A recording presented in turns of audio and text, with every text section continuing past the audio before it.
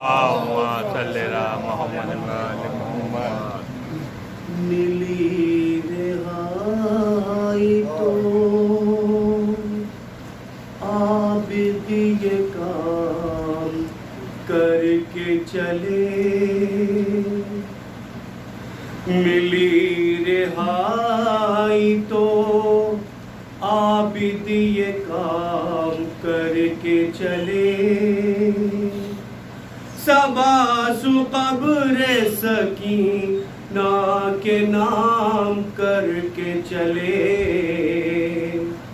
ملی رہائی تو عابد یہ کام کر کے چلے۔ یہ اہل شام سے بولے اگر نہ ہو زحمہ، دیا جلا دیا کرنا اگر ملے فرصت، بہن کے واسطے یہ اہتمام کر کے چلے، سباسو قبر سکینہ کے نام کر کے چلے۔ دعا جو کرتی تھی رو رو کے وہ بھی دن آئے، وہ جس کے دل میں یہ ارمان تھا وطن جائے، اسے حوالے زندان شام کر کے چلے، سباسو قبر سکینہ کے نام کر کے چلے۔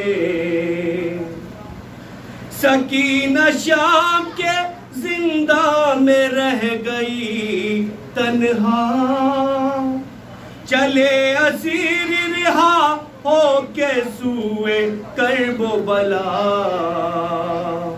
یہ معرکہ تو عابد تمام کر کے چلے، وہ کیسے بھولیں گے جو لگ گئے جدائی کے داغ، جلائے قبر پہ رو رو کے آنسوؤں کے چراغ، دلوں کے صبر کی خاطر یہ کام کر کے چلے،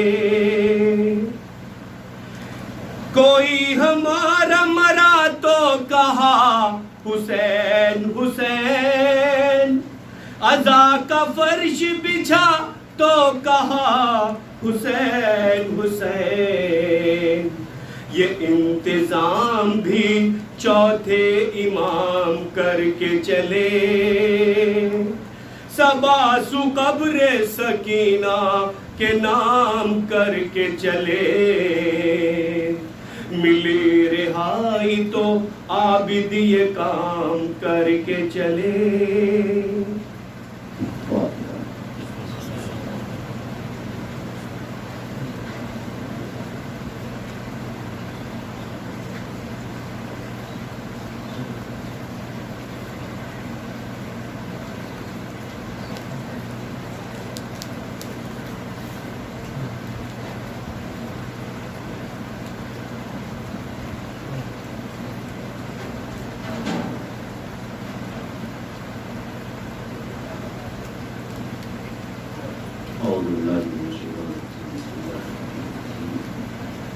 الحمدللہ رب العالمین، والصلاة والسلام علی سید الانبیاء والمرسلین، سیدنا و نبینا و شفیع ذنوبنا و طبیب نفوسنا و جد القسم والحسین ابی القاسم محمد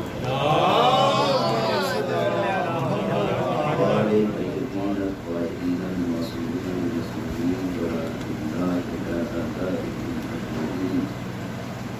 اما بعد فقد قال رسول اللہ صلی اللہ علیہ وسلم هذا حسین صلوات اللہ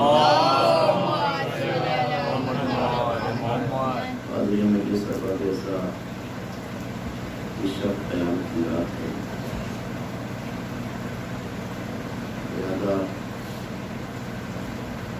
نبی نے اپنے نواسے کے شہزادے کے بارے میں ارشاد کیا ہے، صحابیوں کو لطمان ہے مسجد چلک رہی ہے اور آپ مسجد تشریف فرما رہے ہیں اور رمضان کا حکم پہنچا رہے ہیں. دیکھا کہ میرا نواسا اور میرا خون، میرا بیٹا، میری بیٹی کا بیٹا سرکار سید الشہداء حضرت امام حسین علیہ السلام آپ نے اپنے اوقات اور آپ منبر سے نیچے تشریف لائے اور لانے کے بعد ارشاد فرمایا کہ ہذا حسین پر اس نے حسین کی معرفت کو حاصل کر لیا، گویا اس نے میری معرفت کو حاصل کیا، اور جس نے میری معرفت کو حاصل کر لیا گویا اس نے رب کی معرفت کو حاصل کیا. اور جو اللہ کی معرفت کو حاصل کر لے وہی اصل ایمان والا ہے، وہی مومن ہے، وہی اصل حسینی ہے، اہل بیت کا چاہنے والا ہے جو اللہ کی معرفت ہے. یعنی پہلے حسین کی معرفت، اس کے بعد رسول اللہ، پھر اللہ. یعنی یہ نبی نے اعلان کیا کہ میرا حسین ہے، میں اپنے حسین سے بڑی محبت کرتا ہوں، حسن سے بڑی محبت کرتا ہوں، علی سے محبت کرتا ہوں، فاطمہ سے محبت کرتا ہوں. یہ میری آل ہیں اور ان کے در سے جو بھی وابستہ ہوگا کبھی وہ گمراہ نہیں ہوگا. اور جب مجھ سے عہد کوثر ملاقات کرے گا تو میرا بھائی ساقی کوثر سے راب کرے گا. صلوات علیہ. اب یہ نبی کا اعلان ہے کہ جو میرے اہل بیت سے وابستہ ہوں گے، جو میرے اہل بیت کے دامن سے متمسک ہوں گے، وہ گمراہ نہیں ہوں گے. لہٰذا اس بات کا مجھے خیال رکھنا چاہیے کہ جب نبی کا اعلان ہے تو ہمیں جتنا ہو سکے ہم گناہوں سے بچیں. اور ان ہوٹوں کو میں المبارک چومتا ہوں، ہے نا، تازیوں چومتا ہوں، روزوں کو چومتا ہوں. تو اب ان ہوٹوں کو ہم محفوظ رکھیں برائیوں سے، ان ہوٹوں کو محفوظ رکھیں غیبت سے، ہم ان ہوٹوں سے کو محفوظ رکھیں برائیوں سے. یعنی اگر ہم واقعاً میں اہل بیت کے ماننے والے ہیں، اہل بیت کے در سے وابستہ ہیں، تو ہم برائیوں سے دور ہو جائیں. صلوات علیہ محمد.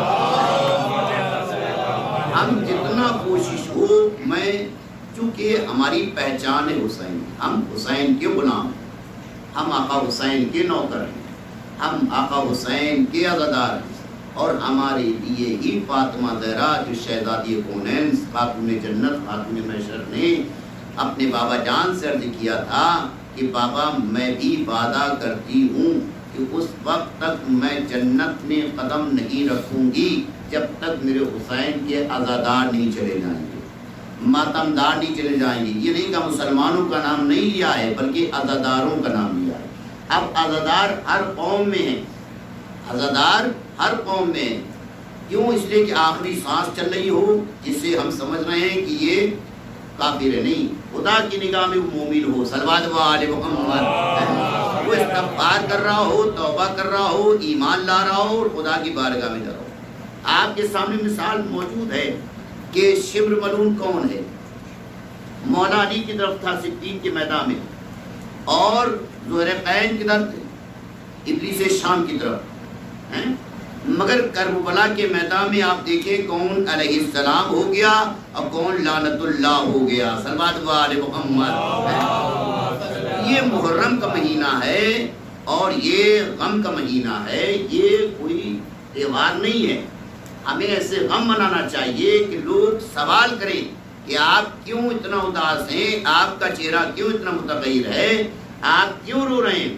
تو آپ جواب دے سکے چونکہ مظلوم امام کی شہادت ہوئی ہے، سردار وارث انبیاء کی شہادت ہوئی ہے، وارث کتاب اللہ، وارث بیت اللہ کی شہادت ہے اس مہینے میں. اور عزیزان گرامی یہ کوئی رسم نہیں ہے، اور ہمیں جہاں تک کوشش کرنا چاہیے خدا کی بارگاہ میں معافی مانگے. جس طریقے سے شہزادی فرماتی ہے میرا عزادار وہی ہے جو ہمارے نقش قدم پر چلے. صلوات علیہ محمد. جو میرے نقش قدم پر چلے وہ عزادار ہے. شاہ علی حسن صاحب اہل سنت کے بہت بڑے عالم دین، بہت بڑے عالم دین. ادھر چاند نمودار ہوتی تھی، صافہ سر سے اتارتے، پرانا لباس پہنتے تھے، پھٹا ہوا لباس، پیمن لگے ہوئے لباس پہنتے تھے اور ننگے پیر چلتے تھے. ان کا یہ عالم تھا. شاہ علی حسن صاحب نام تھا اور آپ یعنی عزاداری کو فروغ دیتے. کوئی بھی آیا کہ ہمارے یہاں اولاد نہیں ہو رہی ہے تو کہتے چاہیے اپنے گھر میں تعزیہ رکھو، انشاءاللہ تم صاحب اولاد ہو جاؤ. کسی کا مقدمہ چل رہا ہے، کوئی آیا فوراً کا جاؤ تم اپنے گھر میں تعزیہ رکھنا، مجلس حسین برپا کرو، انشاءاللہ تمہاری فتح یابی ہوگی اگر تم ایمان پر ہو، حق پر ہو. صلوات علی محمد. تو ہمارے بزرگوں نے عزاداری کو بڑھایا ہے اور اس طریقے سے اخلاق و کردار سے، محبت سے.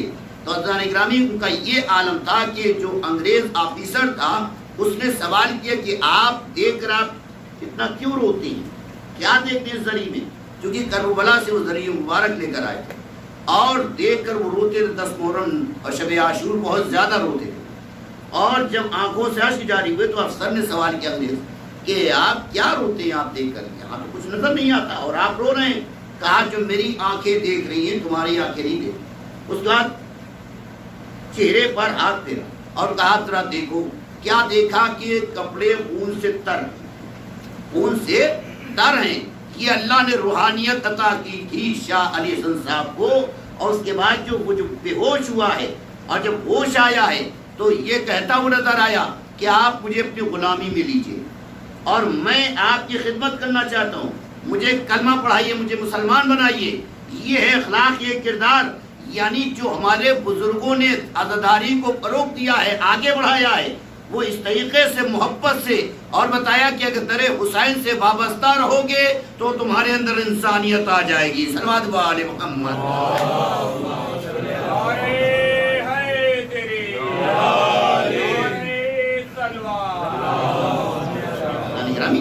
اگر ہمارے اندر انسانیت نہیں ہے تو ہم حسینی نہیں ہیں. اگر ہمارے اندر انسانیت نہیں ہے تو ہم حسینی نہیں ہیں.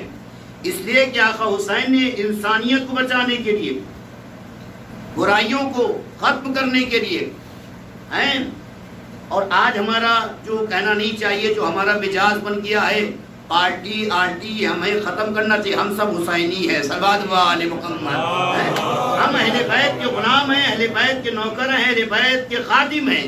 ہمارے ذہن میں یہ رہنا چاہیے کہ ہم کس کے نوکر ہیں، کس کے غلام ہیں، کس کے خادم ہیں، اہل بیت کے در سے وابستہ ہیں. لہذا ہمیشہ اس بات کا خیال رکھنا چاہیے. اور ہم چونکہ عزادار ہیں، یہ شب عاشورہ ہے، ہمیں تو اس طریقے سے شب عاشور گریہ کرنا چاہیے. میرے امام نے کیا فرمایا تھا؟ آقا حسین مظلوم امام جو قریب نے قریب، رحیم ابن رحیم ہیں، رسول کے نواسے ہیں، فاطمہ کے فرزند ہیں، ساقیہ کوثر کے فرزند ہیں، خاتون جنت کے فرزند ہیں. اور حسین ابن علی اپنے چاہنے والوں سے عرض کر رہے ہیں کہ تم سب جا سکتے ہو، یہ میرے خون کے پیاسے ہیں، تمہارے خون کے پیاسے نہیں ہیں، تم اپنی جان بچا لو.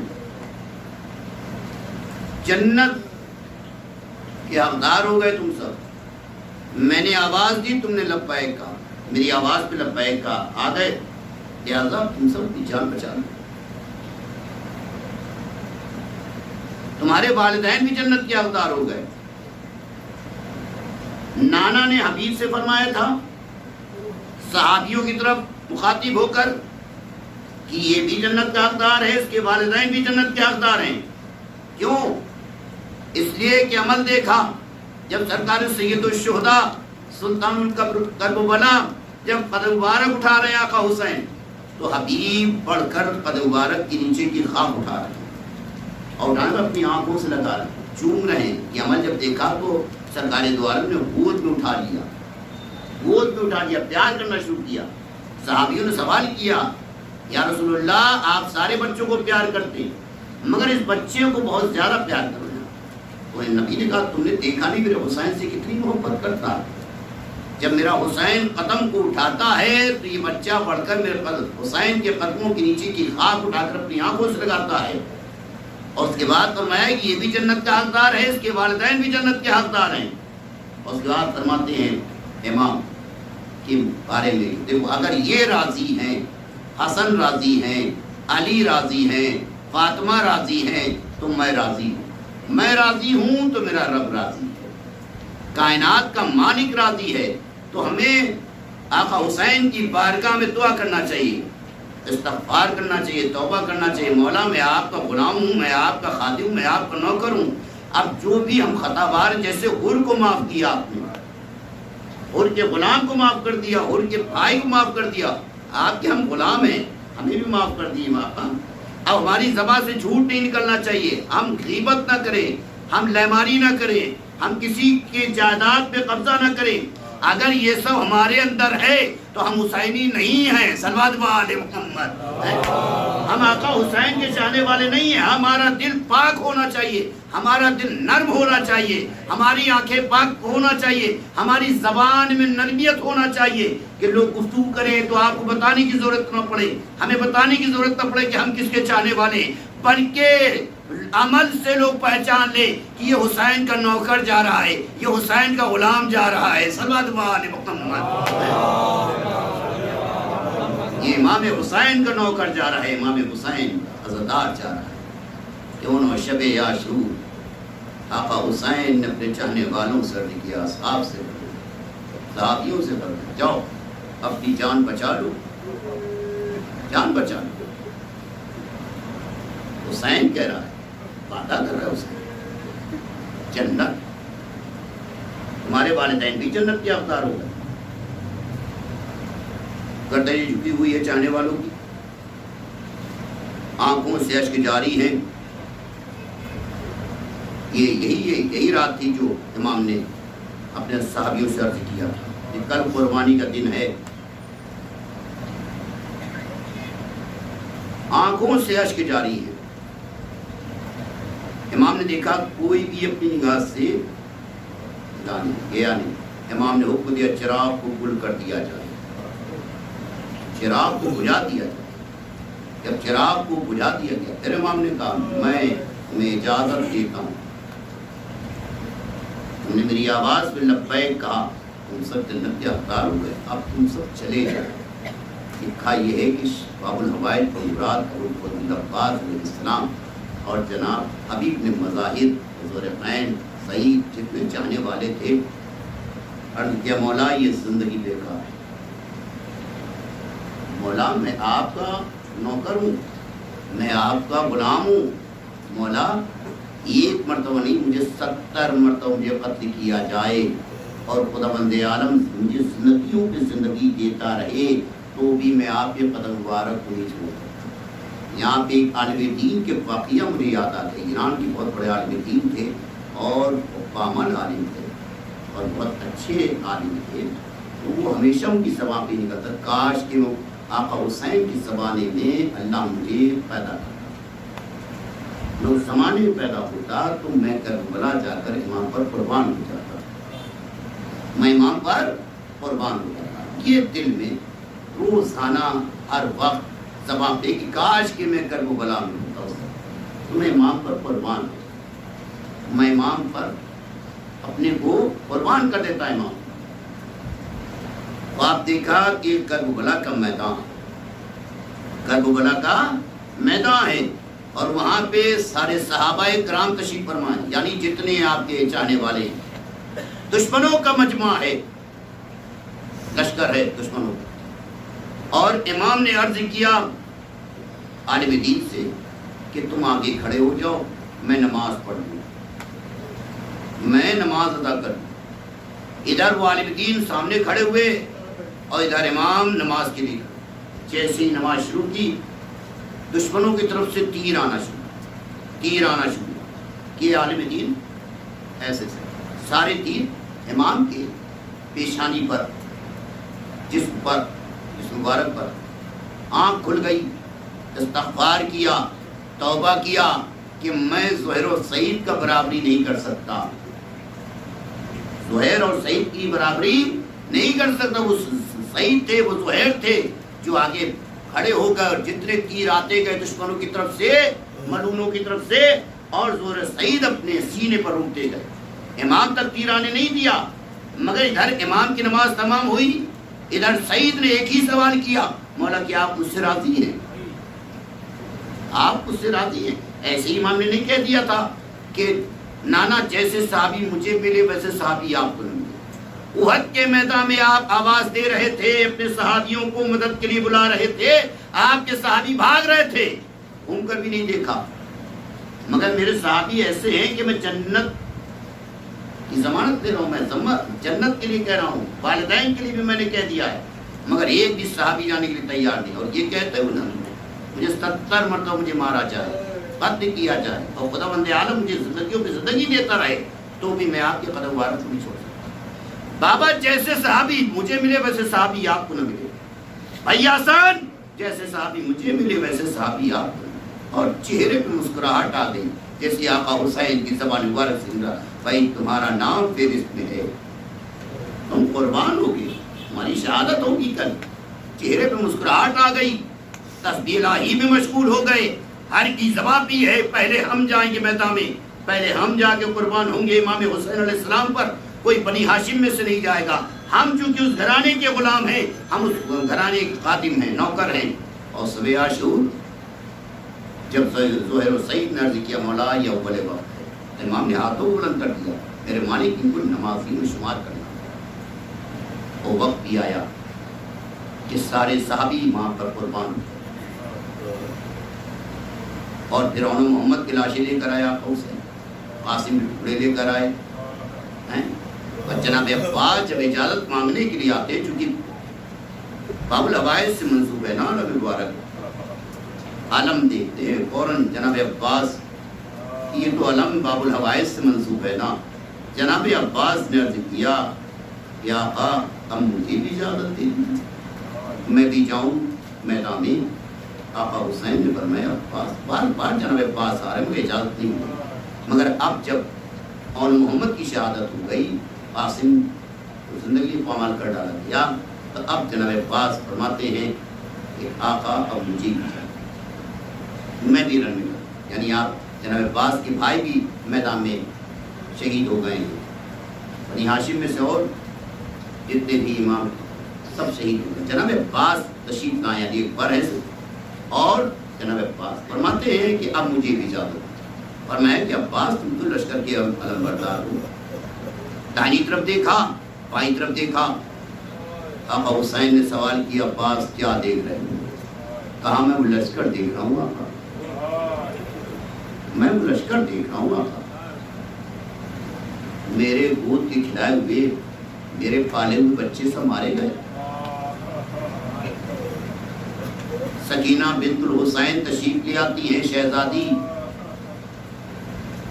امو پیاس مارے ڈال، بچے پیچھے پیچھے ہیں. باب الحوائج کے پاس آتی ہیں، شہزادی آتی ہیں، سارے بچے، امو پیاس مارے. علی اصغر پیاسا ہے، میرا ننھا بھیا علی اصغر پیاسا ہے، میرا بھیا علی اکبر پیاسا ہے، میرے بھائی زین العابدین پیاسے ہیں، میرا بابا پیاسا ہے، پھوپھیاں پیاسی ہیں، ماں پیاسی ہیں. خیموں میں پانی بھی نہیں ہے، الاتش کی صدائیں بلند ہے. ایک مرتبہ باب الحوائج فرماتے ہیں باب المراد اور فضل عباس علیہ السلام بیٹی سکینہ اپنے بابا سے اجازت، اپنے بابا سے اجازت.